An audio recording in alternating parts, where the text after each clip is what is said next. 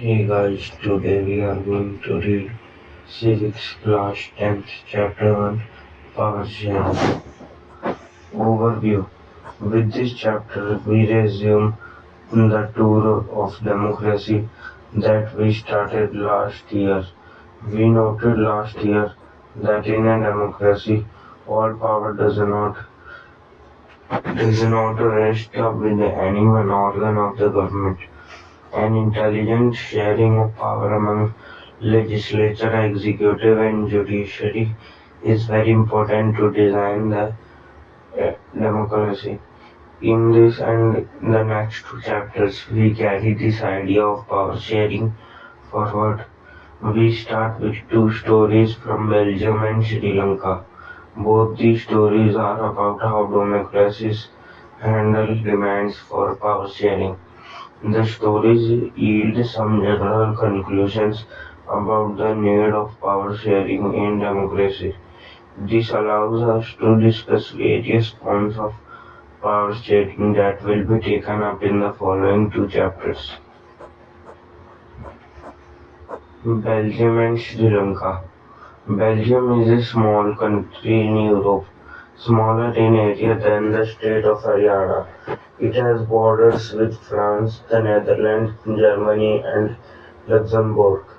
It has a population of a little over 1 crore, about half the population of Haryana.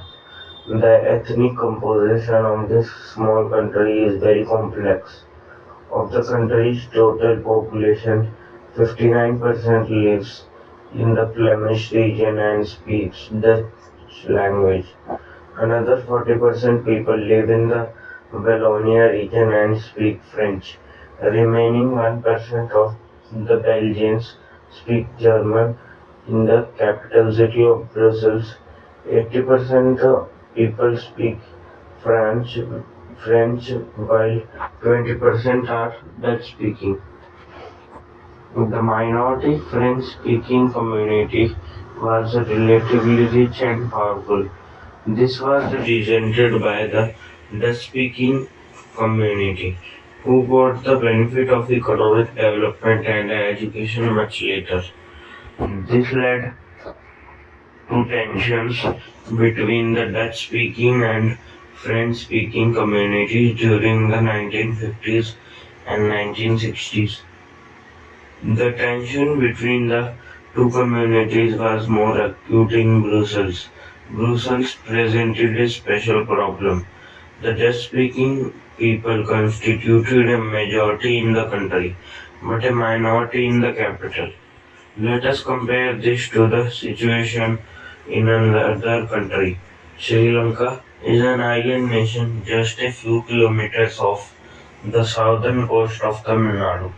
It has about 2 crore people, about the same as in Haryana. Like other nations in the South Asia region, Sri Lanka has a diverse population. The major social groups are the Sinhala speakers 74% and the Tamil speakers 18%. Among Tamils, there are two subgroups. Tamil natives of the country are called Sri Lankan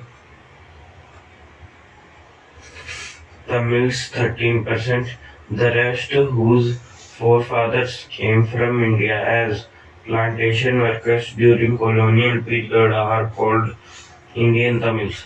As you can see from the map, Sri Lanka, the Sri Lankan Tamils are concentrated in the north and east of the country.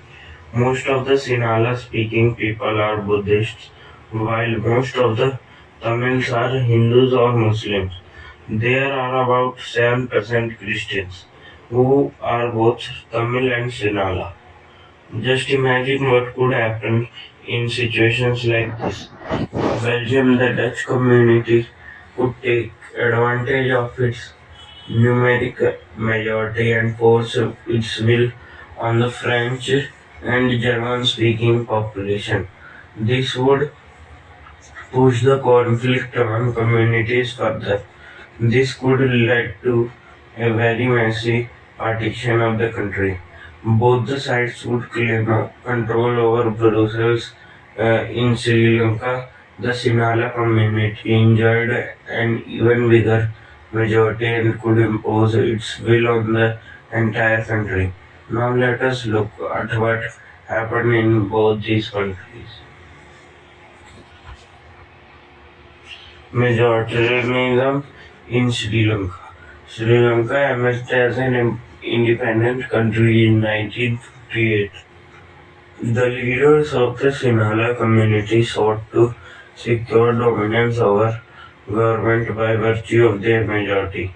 As a result, the democratically elected government adopted a series of majoritarian measures to establish Sinhala supremacy. In 1956, an act was passed to recognize Sinhala as the only official language, thus disregarding Tamil. The governments followed preferential policies that favored Sinhala applicants for university positions and government jobs. A new constitution stipulated that the state shall protect and foster Buddhism. All these government measures, coming out one after the other, gradually increased the feeling of alienation. Among the Sri Lankan Tamils, they felt that none of the major political parties, led by the Buddhist Sinhala leaders, was sensitive to their language and culture. They felt that the constitution and government policies denied them equal political rights, discriminated against them in getting jobs and their opportunities, and ignored their interests. As a result, the relations between the Sinhala and Tamil communities strained over time. The Sri Lankan Tamils launched parties and struggles for the recognition of Tamil as an official language, for regional autonomy and equality of opportunity in securing education and jobs. But their demand for more autonomy to provinces populated by the Tamils was repeatedly denied. By 1980s, several political organizations were formed demanding an independent Tamil Elam state in northern and eastern parts of Sri Lanka. Accommodation in Belgium. The distrust between the two communities turned into widespread conflict. It soon turned into a civil war. As a result, thousands of people of both the communities have been killed. Many families were forced to leave the country as refugees, and many more lost their livelihoods. You have read chapter 1 of economics textbook, class 10th, about Sri Lanka's excellent record of economic development, education, and health. But the civil war has caused a terrible setback to the social, cultural, and economic life of the country. It ended in 2009. Accommodation in Belgium. The Belgian leaders took a different path. They recognized the existence of regional differences and cultural diversities. Between 1970 and 1993, they amended their constitution 4 times so as to work out an arrangement that would enable everyone to live together within the same country. The arrangement they worked out is different from any other country and is very innovative. Here are some of the elements of the Belgian model. Constitution prescribes the number of Dutch and French-speaking ministers shall be equal in the central government. Some special laws require the support of a majority of members from each linguistic group. Thus, no single community can make decisions unilaterally. Many powers of the central government have been given to state governments of the two regions of the country. The state governments are not subordinate to the central government. Brussels has a separate government in which both the communities have equal representation. The French-speaking people accepted equal representation in Brussels because the Dutch-speaking community has accepted equal representation in the central government. Apart from the central and the state government, there is a third kind of government. This community government is elected by people belonging to one language community, Dutch, French, and German speaking, no matter where they live. This government has the power regarding cultural, educational, and language related issues. You might find the Belgian model very complicated. It needed is very it indeed is very complicated, even for people living in Belgium. But these arrangements have worked well so far. They helped to avoid civic strife between the two major communities and a possible division of the country on linguistic lines. When many countries of Europe came together to form the European Union, Brussels was chosen as its headquarters. What do we learn from these two stories of Belgium and Sri Lanka? Both are democracies, yet they dealt with the question of power sharing differently.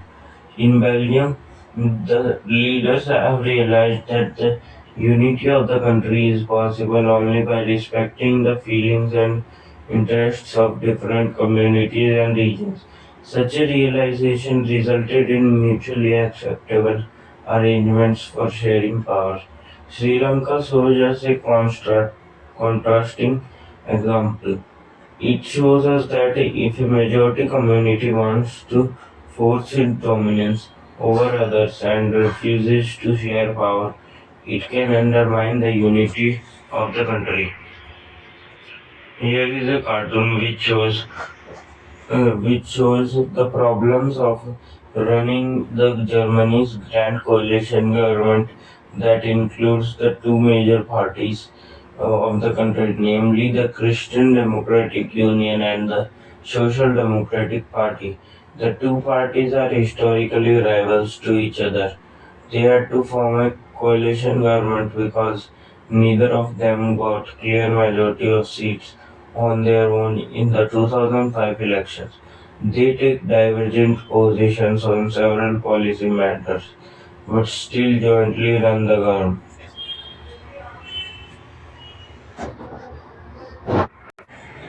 Why power sharing is desirable? Thus, two different sets of reasons can be given in favor of power sharing.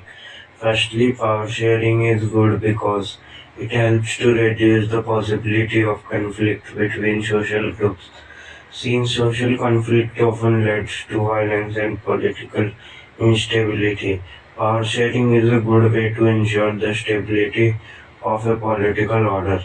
Imposing the will of majority community over others may look like an attractive option in the short run, but in the long run it undermines the unity of the nation.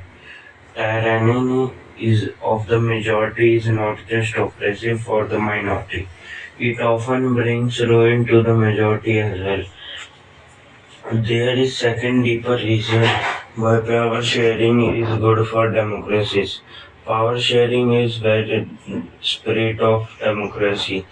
A democratic rule involves sharing power with those affected by its exercise and who have to live with its effects. People have a right to be consulted on how they are to be governed. A legitimate government is one where citizens, through participation, acquire a stake in the system. Let us call the first set of reasons prudential and the second moral. While prudential reasons are stress that power sharing will bring out better outcomes, moral reasons emphasize the very act of power sharing as valuable. Khalil's dilemma. As usual, Vikram was driving the motorbike under a glow of silence and Vittal was the pillion writer. As usual, Vittal started telling Vikram a story to keep him awake while driving. This time the story went as follows. In the city of Beirut, there lived a man called Khalil. His parents came from different communities. His father was an Orthodox Christian and mother a Sunni Muslim. This was not so uncommon in this modern cosmopolitan city. People from various communities that lived in Lebanon came to live in its capital, Beirut. They lived together, intermingled, yet fought a bitter civil war among themselves. One of the Khalil's uncles was killed in that war. At the end of the civil war, Lebanon's leaders came together and agreed to some basic rules for power sharing among different communities. As per these rules, the country's president must belong to the Maronite sect of Catholic Christians. The prime minister must be from the Sunni Muslim community, and the post of deputy prime minister is fixed from Orthodox Christian sect and that of the speaker for Shia Muslims. Under this pact, the Christians agreed not to seek French protection and the Muslims agreed not to seek a unification with the neighboring state of Syria. When the Christians and Muslims came to this agreement, they were nearly equal in proportion. Both sides have continued to respect this agreement through now. The Muslims are now in clear majority. Khalil does not like the system one bit. He is a popular man with political ambition, but under the present system, the top position is out of his reach. He does not practice either his father's or his mother's religion and does not wish to be known by either. He cannot understand why Lebanon can't be like any other normal democracy. Just hold an election, allow everyone to contest, and whoever wins maximum votes becomes the president, no matter which community he comes from. Why can't we do that? Like in other democracies of the world, he asks his elders who have seen the bloodshed of the civil war. Tell him that the present system is the best guarantee for peace. The story was not finished, but they had reached the TV tower where they stopped every day. Vittal wrapped up quickly and posed his customary question to Vikram. If you had the power to rewrite the rules in Lebanon, what would you do? Would you adopt the regular rules followed everywhere as Khalil suggests, or stick to the old rules, or do something else? Vittal did not forget to remind Vikram of their basic pact. If you have an answer in mind and yet do not speak up, your movie will freeze, and so will you. Can you help poor Vikram in answering Vittal? So that's all for today. We will see the left out chapter in the next part.